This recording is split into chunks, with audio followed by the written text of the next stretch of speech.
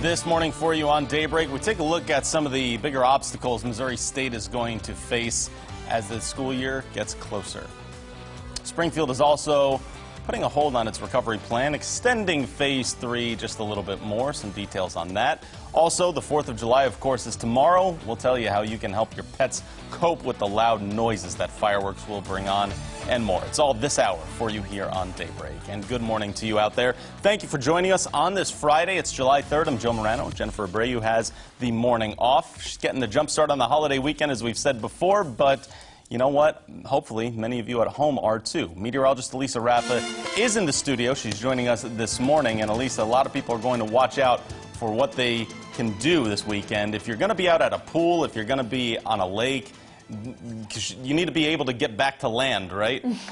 Yeah, tomorrow, especially early, we'll have some storms. And you also want to make sure that you stay pretty cool. You're looking at some dry roads in Branson this morning. It is 66 degrees, so pretty warm and muggy start. We've got some partly to mostly cloudy skies with a few storms out there. We finally have the storm exiting Rolla.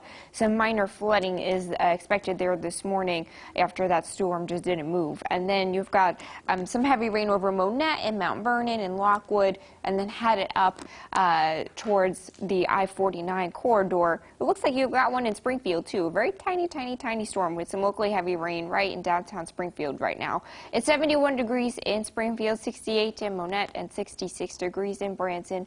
Dew points are in the middle and upper 60s, so it's another pretty humid start out there this morning on the muggy meter map. You're looking at some mostly dry roads today, but we will have some spotty showers and storms as we head through the afternoon. So at the pool, expect extra cloud cover and be mindful that you could have some storms out there. Still looking at a very high UV index of 10.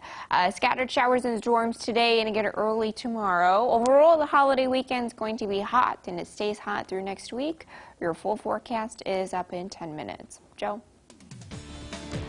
Got some coronavirus news to bring you, of course. We have new exposures in Greene, Christian, and Laclede counties. The full list of times and locations of where those exposures visited are on our website. Two of the newest cases are at Camp Niangua, which is a youth camp. Plus, we also learned about a possible outbreak at Camp Kennecook in Lampe. 6 employees at Silver Dollar City also have tested positive for the virus. Yesterday, Springfield announced it will remain in Phase 3 of its recovery plan through July 15th. That means 50% capacity maintains at most businesses, though that is also part of the Phase 4 plan. Health Director Clay Goddard says one of the main reasons is an increase in community spread infections. 18% of Springfield's cases in the month of June were due to community spread. The coronavirus has forced many Americans to move online for things like work and school. And yesterday, Governor Mike Parson signed a bill that will continue to grow Missouri's broadband. The governor announced $50 million happening in funding. Of that 50, $20 million will go to expanding and improving high-speed broadband, and $5 million will go to telehealth. The governor says bridging the digital divide is important, not only for students, but for also the state's economy. And now, with the challenges posed by COVID-19, access to high-speed broadband is more important than ever. The digital divide in rural Missouri limits growth in many sectors of our economy.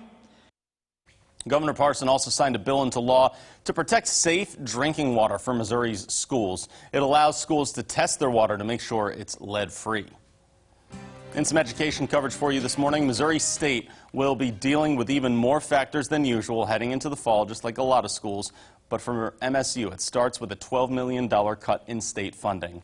President Cliff Smart says that's due to the state needing to make cuts to balance the budget at the expense of higher education.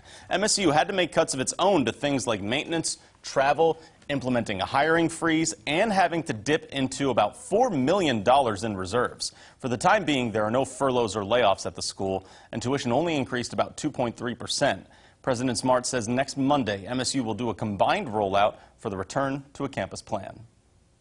For us, everything from events to athletics to Greek life to, where we are in terms of evaluating a masking policy, transportation, etc. If the world changed in terms of the virus and we needed to close school down early, we have 2 or 3 points that we can do that. Smart also says they are not prepared to introduce requirements just yet for a masking policy on campus. You're likely to see or hear fireworks no matter where you live this weekend. For the people that live right outside the city of Springfield, they can shoot those fireworks as much as they want. We spoke with the Greene County Commission's office. She says Greene County has no regulations when it comes to fireworks, but people need to be mindful that some municipalities do. For example, in Battlefield, people can light fireworks only during a specific time. But if you've got a firework complaint just across the city line, there's not much that can be done. Unfortunately, there would be nothing we could do about that. If you lived on the edge of the city and their neighbors behind you were shooting off fireworks, they're not violating any ordinance or any law of the city of Springfield. The police department, the fire department would have no jurisdiction in the county, so there would be nothing we could do about that. So when you come to the city limits, once you cross over, you're no longer in the city, and then there is no prohibition in the county that I'm aware of. Springfield's city ordinance regarding fireworks has been in place since the 1950s after a firework caused a building fire and some deaths. New for you this morning, you may be startled if you hear some of those fireworks at random times these next few days, but pet owners also have their animals that they need to watch out for. Nigel McDonald joins us in studio this morning to share some ways experts say you can keep your four-legged friends safe. We check in with her now. Good morning, Nigel. Well, good morning, Joe. For our pets, the 4th of July holiday can be stressful and even traumatic, which is why experts say preparation for the holiday is key for a smooth weekend.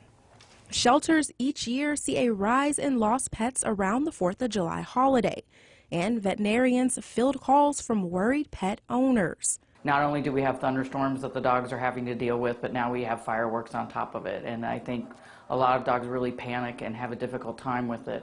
But there are some things you can do to help your pet. Springfield veterinarian Dr. Denise Roach recommends trying out several behavioral modifications first. Finding a safe room for your pet to stay in.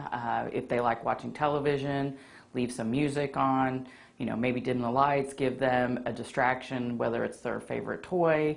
She says make sure cats also have a hiding space. A lot of people don't think about cats and noise phobias, but they also experience it as well. Roach says using a thunder shirt for your pet can also help make them feel secure. She says if all else fails, your vet can incorporate some sort of pharmaceutical intervention. About 75% of pet owners say that their animals experience noise phobias, but only about 30% of pet owners actually seek help from a veterinarian. And I think there's that big disconnect there, and I think we need to realize that we can actually intervene and make this a less scary time of year for our pets. Roach also mentions the importance of having your pet microchipped.